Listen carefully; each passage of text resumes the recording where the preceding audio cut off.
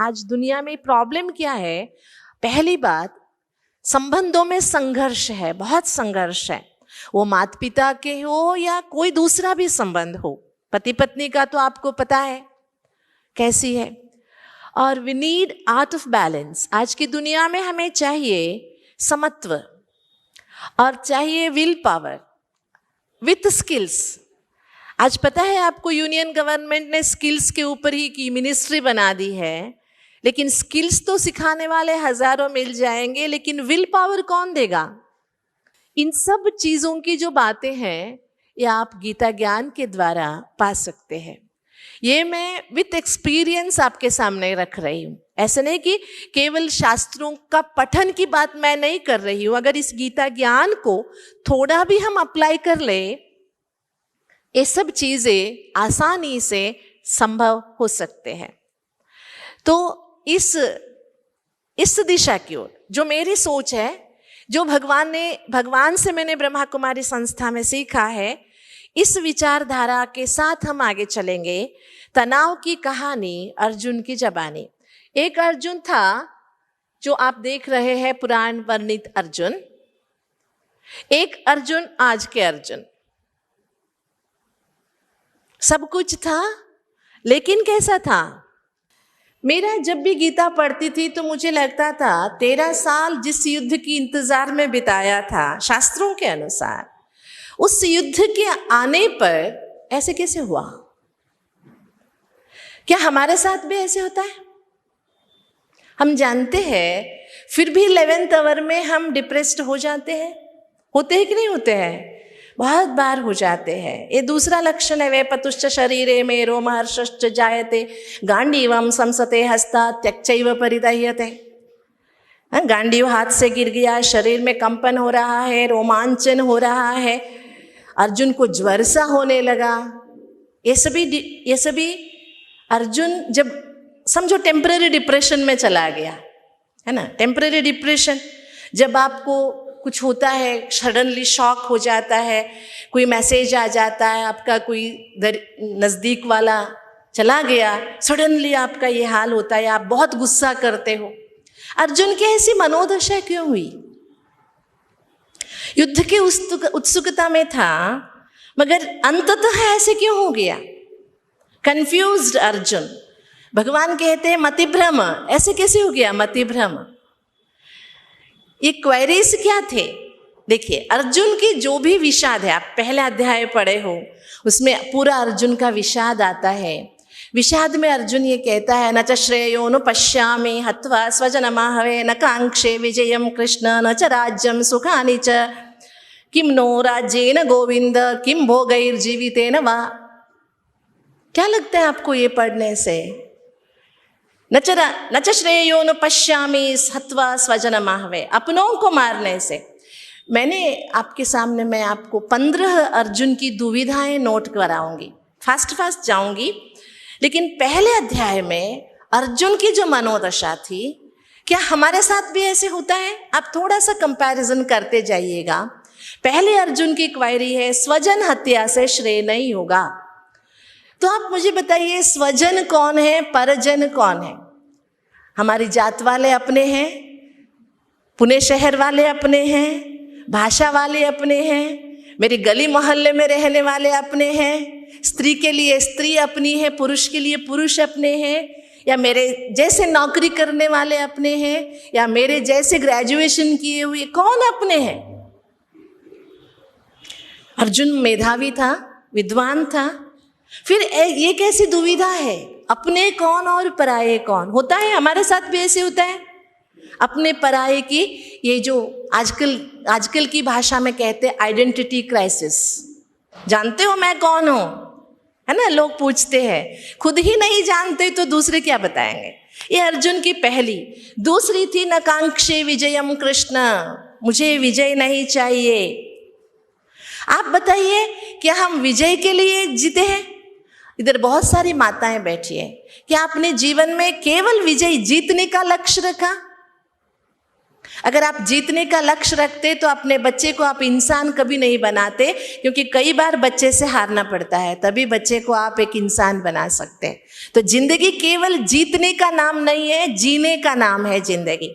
तीसरी क्वेरी है किम नो राज्येन, किम हो गई। ये सब किसके लिए? हम सोच के आए थे क्या जब जन्म लिए थे कि हम राज्य करेंगे, पाठ करेंगे, स्कॉलर बनेंगे? नहीं सोच के आए थे, आ गए, सब कुछ मिल गया। तो इसका क्या मतलब हुआ? किम जीवितेन, ऐसा जीवन जीकर मैं क्या करूंगा? और आगे चलकर कहता है किसके लिए ये सब कहूं? पापमेवाश्रये दास्मन, पापियों को मारने से पाप का सहभागी बन जाऊंगा। वंडरफुल डिलेमा है ये, पापियों को मारने से पाप का सहभागी बन जाऊंगा। और लोभोपहत चेतस, हक का राज्य मांगना लोभ कैसे हो गया? और आगे चलकर कहता है कुलक्षया कृतम दोषम, इससे कुलक्षय हो जाएगा। आगे कहता है मित्रद्रोहे च पातकम, यहाँ बहुत सारे मित्र खड़े हैं, उनका द्रोह हो जाएगा। कुलधर्म प्रणश्यंती, कुल धर्म का नाश हो जाएगा। आप थोड़ा जिक्र कीजिए, कुल धर्म तो क्या मतलब हो सकता है? धर्म का कोई सीमित अर्थ तो नहीं हो सकता। धाराय इति धर्मः, मनुष्य की ऊंची आचरण ही धर्म है। तो ये कौन से धर्म की बात हो रही है यहाँ पर? धर्म नष्टे अधर्मो विभवति, धर्म नाश होने से अधर्म छा जाएगा। अर्जुन की 12वीं दुविधा ये है प्रदुष्यन्ति कुल स्त्रियाः, बहुत सारी, मतलब आपको पता 18 क्षोणी युवा मारे जाएंगे, इतने सारे विधवाएं होंगी, कुल स्त्रियां भटक जाएगी, ये एक अर्जुन की दुविधा थी। और जायते वर्ण संकर, इससे क्या होगा? वर्ण संकर होगा। जब हम सोशियोलॉजी पढ़ते हैं वहां पर एक कल्चराइजेशन सब्जेक्ट आता है, संस्कृतिकरण, है ना। दो अलग अलग धर्म वाले शादी करते हैं तो तीसरा एक अलग धर्म शुरू हो जाता है, इसको कहते हैं कल्चराइजेशन। आप सबको एक बहुत अच्छा एग्जाम्पल तो पता है ना। एक बहुत बड़े व्यक्ति के पास हॉलीवुड एक्ट्रेस जाती है, कहती है आप बहुत बड़े तत्वज्ञानी हो और मैं बहुत सुंदर हूँ, दोनों शादी करेंगे। आप सभी को पता है ये घटना। और मेरे जैसे सुंदर आप जैसे बुद्धिमान बच्चे को जन्म देंगे। तो तत्वज्ञानी कहते हैं तेरी बात तो ठीक है, अगर उल्टा हो गया तो तेरे जैसे बुद्धिहीन मेरे जैसे कुरूप का जन्म हो गया तो? ये है जायते वर्ण संकर। वर्ण संकर का मतलब क्या है? मैं कोई इंटर रिलीजन इंटरकास्ट मैरिज सही है सही नहीं है ये बातें नहीं कह रही हूँ, लेकिन व्हाट इज द रिजल्ट, उससे क्या होगा? ये जो जिन्होंने भी लिखा था, भगवान ने जो कहा था सही लिखा था, जो आज हम देख रहे हैं वर्ण संकर से क्या क्या हो रहा है हमारे सामने है। संकरो नरकायैव, वर्ण संकर होने से क्या होगा? दुनिया नरक बन जाएगी। अंततः कहते हैं पतंती पितरः, हमारे पूर्वज गिर जाएंगे। पूर्वज गिर जाएंगे मतलब क्या है? मुझे महाभारत की एक सुंदर घटना याद आती है। भीष्म पितामह रोते रोते गंगा के पास पहुंचते हैं। गंगा पूछती है क्यों रो रहा है? तो कहते हैं मेरे सामने ही हमारे जो हमारी मूल्य थी, हमारे धर्म आदर्श थे, वो सब पतन हो रहा है, इससे मुझे दुख हो रहा है। तो गंगा हंसते हुए बहुत अच्छी बात कहती है, अरे बच्चा क्यों रो रहा है? सीढ़ी एक ही होती है, चढ़ने के लिए भी वही है, उतरने के लिए भी वही है। तेरा उद्देश्य क्या है इस पर अवलंबित है, तुझे चढ़ना है या उतरना है। मूल्यों का कभी पतन नहीं होता है, पतन होता है तो व्यक्ति का होता है। ये अंडरलाइन होना चाहिए। सत्य पहले भी सत्य ही था, आज भी सत्य ही है। अगर सत्य का पतन नहीं हुआ है लेकिन सत्य मार्ग पर चलने वालों का पतन हुआ है। इसलिए पूर्वज गिर रहे हैं, इसका मतलब पूर्वजों ने जिस मूल्यों को अपनाया था वो मूल्य आज पतन हो रहे हैं। अर्जुन की भावनाएं थी। क्या ऐसे डिलेमा हमें भी है? आपके घर में आज के जनरेशन के बच्चे हैं, उनकी बात नहीं मानेंगे तो वो अलग चले जाएंगे। उनकी बात मानने के लिए आपकी आदर्श आड़े आ रहे हैं, तो आप न्यूट्रल में ठीक है, घर में आप ऐसे रहो, रिश्तेदारों के साथ आप ऐसे रहो, कुछ नहीं करते हैं ऐसी तरह की बातें करते हैं। तो हर एक की जिंदगी में डिलेमास है, दुविधाएं, द्वंद्व है। इन सब दुविधाओं से बाहर निकलने का रास्ता अगर कोई दिखा सकता है तो एक ही भगवान है जिसके पास कोई दुविधा नहीं है, जो कभी द्वंद्वों में नहीं आता। लेकिन वंडरफुल क्या है, जब हम गीता पढ़ते हैं, ये अर्जुन की जो भी प्रश्न थे ये सारे सोशल वरीज थे, सामाजिक चिंताएं। लेकिन जो जवाब मिला ये स्पिरिचुअल मिला। वरीज क्या थे? Social worries. लेकिन what was the answer? What was the solution? It is spiritual. कहां भी आगे 700 श्लोक में कहां भी इन 15 प्रश्नों का सीधा जवाब आपको नहीं मिलता। लेकिन अंततः 18वें अध्याय में जब भगवान पूछते हैं क्या समझा, तो कहता है नष्ट मोह स्मृतिर्लब्ध तत्प्रसादान मयाच्युत स्थितोस्मि गत संदेह करिष्ये वचनम तव। है ना? ये कैसे हो गया? वंडर कैसे? दिस इज द काउंसलिंग जो भगवान ने किया इन द स्पिरिचुअल वे। ऐसा उत्तर क्यों दिया? आपको पता है, कुतस्त्वा कलंशमिदम, कहता है ये पंडित मूर्खों जैसी बातें तू क्यों कर रहा है? ऐसे उत्तर क्यों दिया? यह है सोच को सुलझाने के रूप में। उत्तर क्या है भगवान के? गीता में जो भगवान ने की ज्ञान की चर्चा होती है, गीता ज्ञानदाता भगवान ने जो ज्ञान दिया है सोच को सुलझाने के रूप में, art of thinking in solution form. समस्या को जटिल नहीं बनाया, समस्या का सर्जरी नहीं किया, समस्या का कुछ भी जिक्र नहीं किया, लेकिन समाधान बताते गए। Gitacharya will address root as cause and solution as key. Gitacharya can see 3 aspects, तीनों कालों को जानता था, त्रिकालदर्शी था, अर्जुन की मनोदशा को भी जानता था। उस अनुसार गीता के अध्ययन से हमें ये 4 बात समझ में आती है, शायद आपको भी समझ में आई हो, कि अर्जुन के तनाव के विभिन्न कारण हैं। अति कारुण्य, अतिशय स्नेह, पापों से भय और शाप भय। ये 4 कारण थे अर्जुन के मन में डिलेमास होने के। और भी बहुत सारे कारण हैं, ऐसे नहीं कि मैं ये 4 ही कह रही हूं, मोटे रूप में ये 4 कारण है। इसके अंदर आप बहुत सारे कारण निकाल सकते हैं जो अर्जुन के मन में डिलेमास हुए। तो आज भी हमारे साथ ये हो रहा है। किसी के प्रति, बच्चों के प्रति समझिए, क्या क्या हमारे बचपन में कुछ नहीं मिला था, ये हमारे बच्चों को ऐसा नहीं होना चाहिए। बच्चे 2 जोड़ी मांगते तो आप 10 जोड़ी देते। अति कारुण्य, अतिशय स्नेह, उसके साथ पाप भय। मैं आ रही थी तो ट्रैफिक में नींबू मिर्ची बेचने वाली मिली मुझे। मैंने देखा, ये देखो पुणे तो एजुकेटेड सिटी है, आईटी सिटी है, और यहाँ भी आपको क्या देखने को मिल रहा है? पाप भय मनुष्य के मन में, और शाप भय, जिसके कारण ही मनुष्य के मन में डिलेमास ज्यादा बढ़ते जाते, जो आज देखने को मिल रहा है।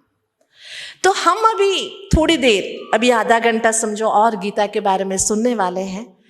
गीता के बारे में माना गीता ज्ञान के बारे में हम सुनने वाले हैं। इन 5 श्रोताओं में से हम कौन बनना चाहेंगे? इनमें से जब गीता सुनाई गई थी तो कितने लोगों ने गीता सुनी थी?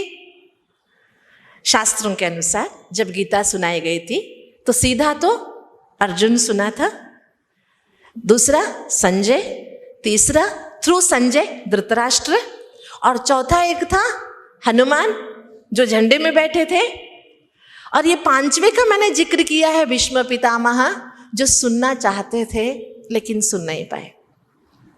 महाभारत की एक सुंदर, आपने भी पढ़ा होगा, बहुत सुंदर, दोनों सेनाएं खड़ी है, बीच में गीतोपदेश हो रहा है। तो दुर्योधन कहते हैं क्या देरी है पितामह, एक बाण चला दो, अर्जुन को उड़ा दो तो खेल खत्म। तब भीष्म पितामह कहते अब भी मूर्ख जैसे बात कर रहे, उतावला हो रहा है, मेरे तो कान तरस गए हैं, वहां वो दोनों बात कर रही, एक शब्द तो मेरे कान पर पड़े ताकि मेरा जीवन सफल हो जाए। लेकिन देखो मैं तेरे पक्ष में खड़ा हूं, एक शब्द, एक हवा का झोंका भी नहीं आ रहा है, क्योंकि मैं तेरे पक्ष में खड़ा हूं ना, इसलिए एक बात भी सुनने का मेरा नसीब में नहीं है। ये बहुत सुंदर डायलॉग है। जब व्यास की श्लोकों में हम सुनते तो सुनते सुनते है ना, आंखों पे पानी बरसने लगते कि कहीं हम भीष्म न बन जाए, जिंदगी में हम कहीं भीष्म न बन जाए। तो आप क्या बनना चाहेंगे? आप क्या बनना चाहेंगे इन 4 में से?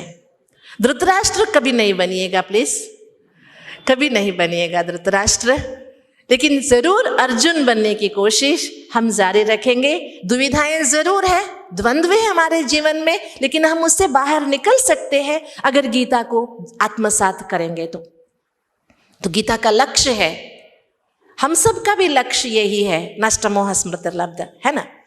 मैं माताओं से पूछना चाहूंगी, आपको अपने बच्चे, पति, घर वालों के साथ प्यार है या मोह है? What you feel? आपके घर में जो भी है, बच्चे, पति, सगे संबंधी, उनमें मोह है या प्यार है?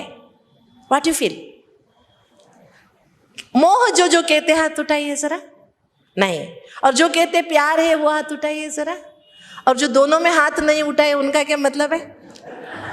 अच्छा, ठीक है, आपको मैं बता दूं, प्यार और मोह में ज्यादा अंतर नहीं है, एक केवल हेयरलाइन डिफरेंस है।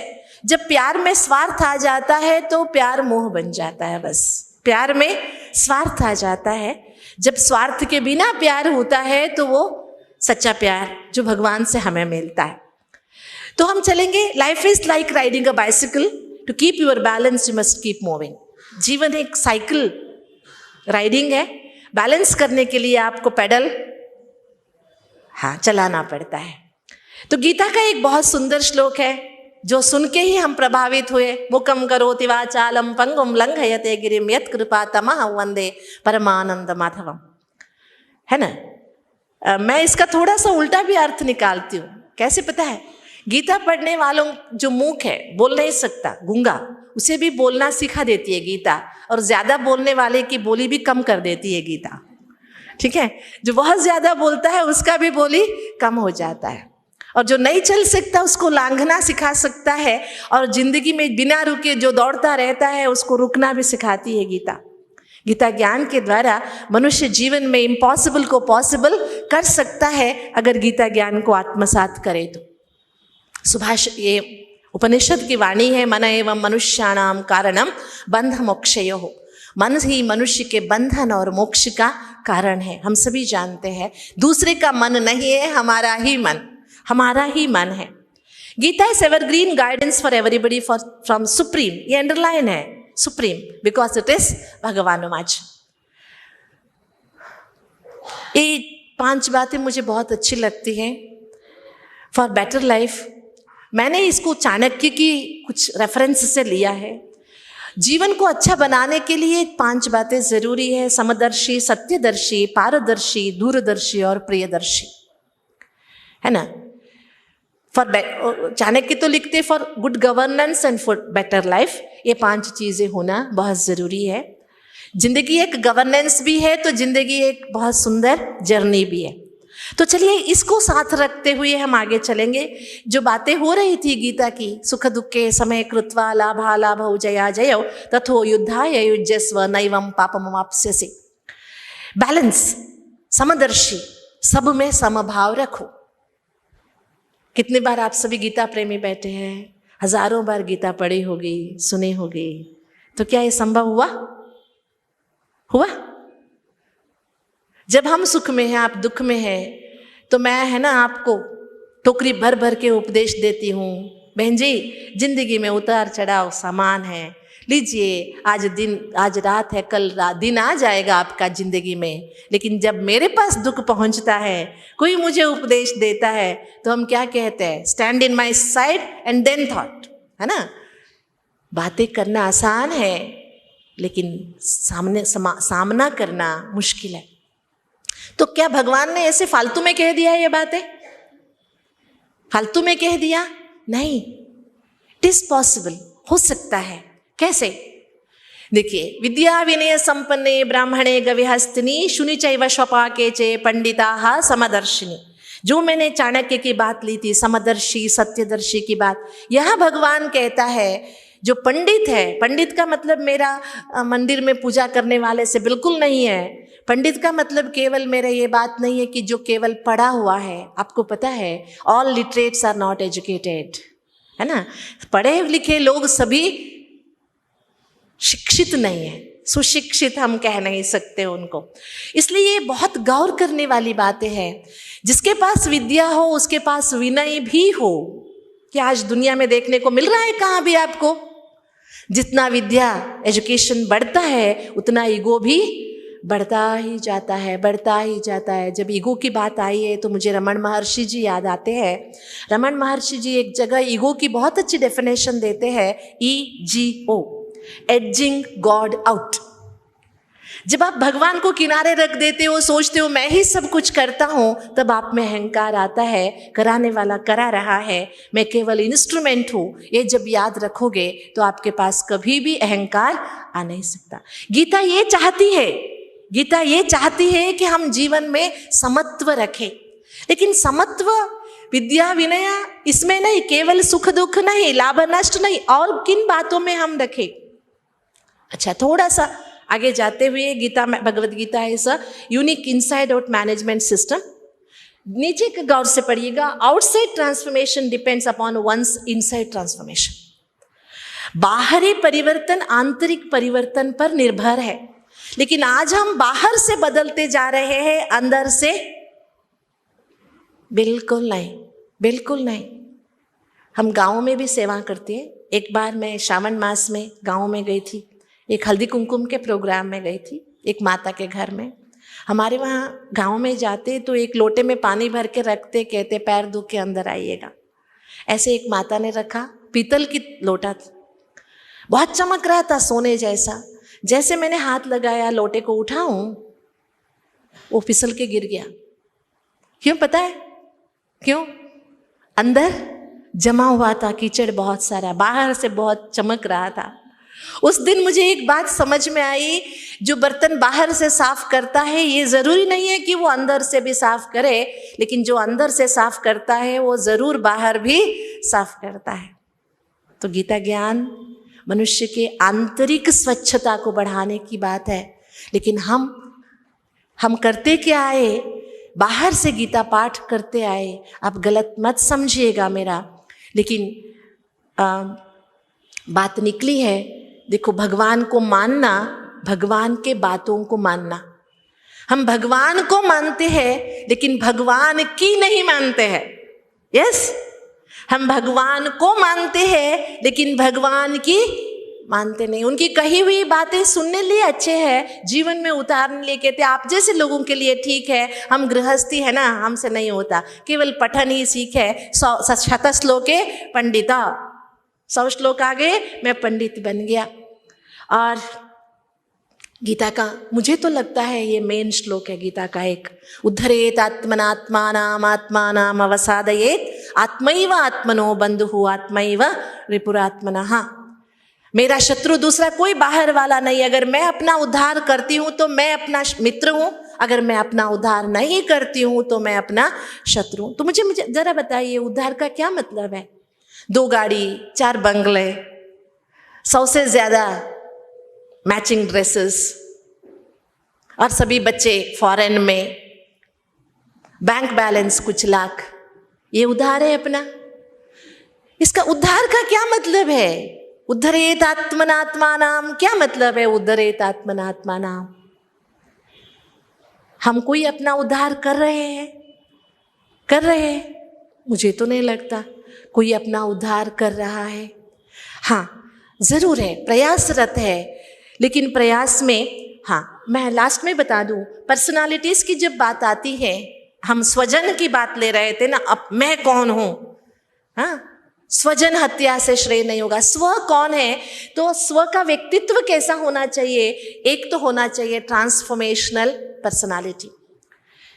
ये मैं ही ठीक हूं, ये कभी नहीं हो सकता। No man is perfect on this earth, है ना, कोई परिपूर्ण नहीं है। तो चलिए श्रीमद् भगवद गीता की बातें हम आगे चलते हुए, Shrimad Bhagavad Gita is a timeless wisdom. Gita ज्ञान की बातें मैं कर रही हूँ, और it depends upon principles just like gravity, it is a science। और इससे हमें ज्ञान, जीवन सिद्धांत की प्राप्ति होती है। अभी हम यहाँ पर आएंगे कि भगवान के प्रति हमारी लिजनिंग कैसे होनी चाहिए, डिवोशन एंड लिजनिंग कैसे होनी चाहिए, ये इंपॉर्टेंट है। गीता में एक श्लोक आता है, चतुर्विधा भजन्ते ये जनाः सुकृतिनोर्जुन अर्थार्थार्थ जिज्ञासु ज्ञानी च भरतर्षभ, है ना। 4 तरह के लोग हैं, मुझे सुनने वाले या मुझे पूजने वाले, समझिए। इन चारों में से हम कौन हैं? बता सकेंगे? आर्ता, कष्ट आने पर बुलाने वाले, आर्तनाद करने वाले, अर्थार्थी, कुछ पाने के लिए कुछ करने वाले, जिज्ञासु, जानने की इच्छा रखने वाले, और ज्ञानी, जानने वाले और चलने वाले। तो इन चारों में से हम कौन है, बता सकेंगे? या यूं कहे, सवेरे आरता है, दोपहर होते होते अर्थार्थी है, शाम को जिज्ञासु है, रात को ज्ञानी है। क्या करे, जो तकदीर में वही मिलना है, लास्ट में ज्ञानी बन जाते। ऐसे तो नहीं है। बहुत बार गीता सुने, लेकिन हमारा लक्ष्य होना चाहिए, भले हम आरता अर्थार्थी से गुजरे, लेकिन लक्ष्य क्या हो हमारा, क्या होना है? आदि शंकराचार्य जी एक जगह बहुत सुंदर बातें कहते हैं, कुरुते गंगा सागर गमनम मृत परिपालन अथवा दानम ज्ञाने विनः सर्वमतानाम मुक्तिर न लभति जन्म शतेना। 100 जन्म लेने पर भी अगर ज्ञान नहीं मिला तो मुक्ति नहीं मिल सकती।